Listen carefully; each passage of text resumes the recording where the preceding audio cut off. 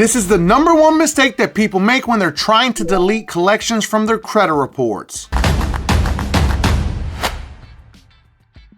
Now, this is truly the biggest mistake that people make because they heard this on social media that someone told them to send a generic template letter. Now, they're telling the debt collector company or the credit bureaus to show me a contract with a wet signature. You're literally asking for something that doesn't exist. You're actually doing two things that are horribly wrong. #1, you're sending out a frivolous complaint or a frivolous dispute. If you send out too many frivolous disputes or even just one, the credit bureaus can in fact shut you down and say, listen, we're not going to investigate this anymore because you didn't give them any substantiated proof. Now, pay attention to what I just said. Proof. We always want to get proof and bring proof to the credit bureaus as much as we possibly can. Now, sometimes it's just inevitable. You don't have the proof, so you got to work around it. But here's the part that people don't understand about credit reporting. It's the most basic thing out there. So all these credit gurus that state that they know all this about credit repair, they don't know the simple basics. Rule #1, everything on your credit report must be accurate, complete, and fair. So think about this logically. If you have a collection on your credit report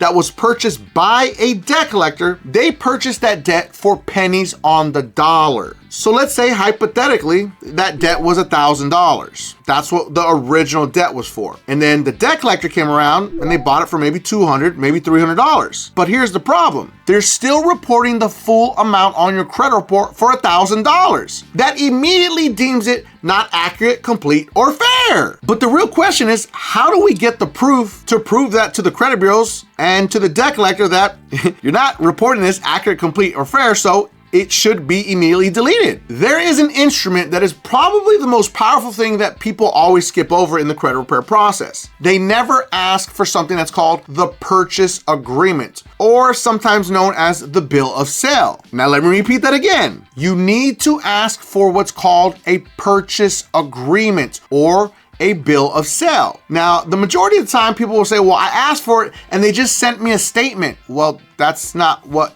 an actual purchase agreement is. Yes, a debt collector will send you a statement from one of your old bills and say, here you go, bro, because they know that you don't know how to respond to that. But I'm gonna give you the exact letter that you can actually request all of the necessary items exactly as it should be stated. Now let's put this purchase agreement letter up on the screen so everyone can see this. Now, we're gonna skip the mumbo and jumbo. We're gonna go to the actual little checklist that I made here. Required documentation under the FDCPA. Now, we're gonna have 6 items that we're going to request. #1, proof of the alleged debt, including the original signed agreement or contract bearing my signature and the signatures of all parties involved. Now, I know it kind of contradicts what I said earlier, but pay attention. I threw that in there because I'm gonna ask for all of it. We don't wanna just ask for one singular thing and then they're like, oh, here you go. They just throw something at you. No, you wanna ask for everything detailed. Now, #2, full accounting of the debt showing how the amount claimed was calculated, including all interest, fees, and charges. #3, proof of ownership, including the purchase agreement, assignment, or transfer document showing legal ownership of the debt. This one is the biggest one of all, because your debt can be legally sold and traded to debt collector to debt collector to debt collector. So you need to be 100% certain that this debt collector has the right and actually truly owns it. Now, #4, here's the icing on the cake. Proof of registration, licensing, and bonding. Provide documentation that your agency is legally registered and bonded in my state or where the debt actually started. Because let's say, for instance, hypothetically, if you open the account in California and you defaulted on that account, it still counts as an account in California, and they have to abide by all of the laws where the debt started at. Quick little story here.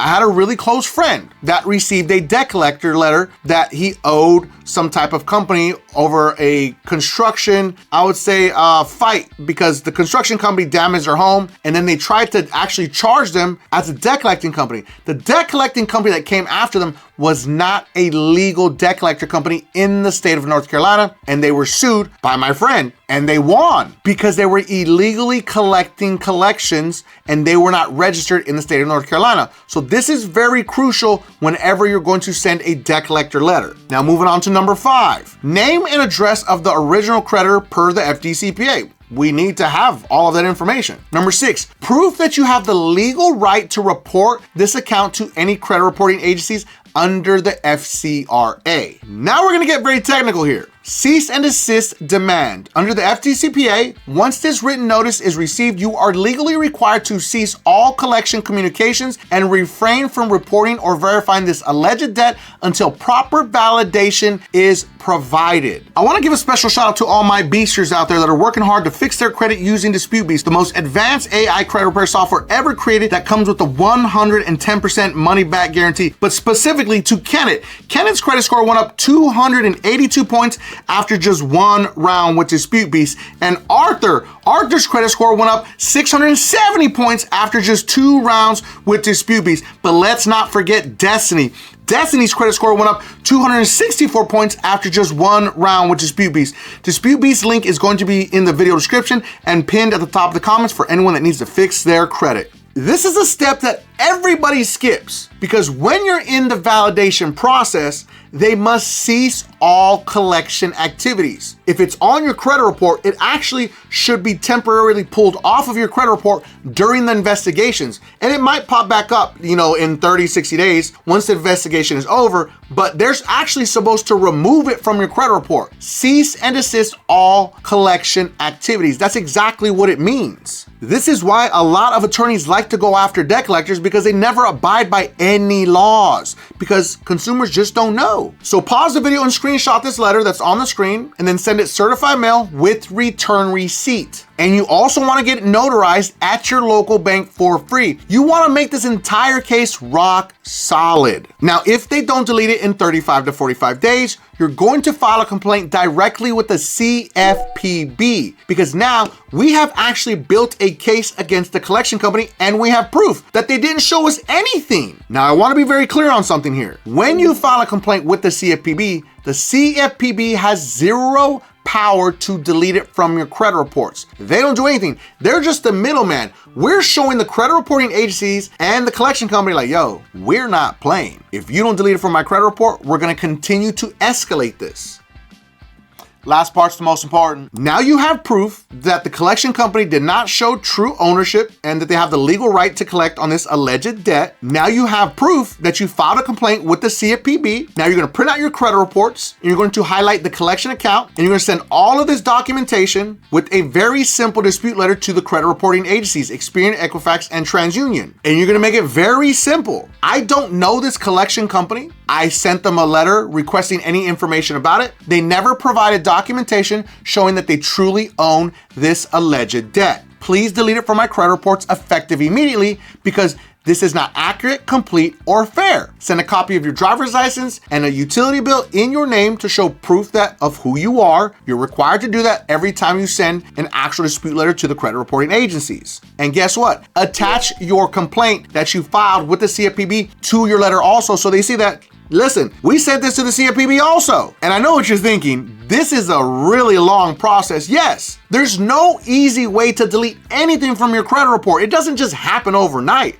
Understand this. It's about persistency, consistency, and never backing down to them because that's what they expect you to do. They want you to quit because you're more valuable to them with bad credit. You have to understand that. The subprime lending market is $1 billion industry. They make so much money off of charging you high interest fees for everything. But if you don't want to do any of this, make sure to comment Beast because remember, DisputeBeast will do all the work for you, mail your letters, and it comes with a 110% money back guarantee. And if you want to go into a little bit more detail and you have any collection charge-offs or any other negative items that you need to delete from your credit reports, make sure to watch this video right here because it's going to show you how DisputeBeast will do all the work for you, mail the letters, and of course, it comes with the 110% money back guarantee, as I said earlier. And if you felt that I brought you some value in this video, make sure that you don't forget and subscribe to increase your credit score.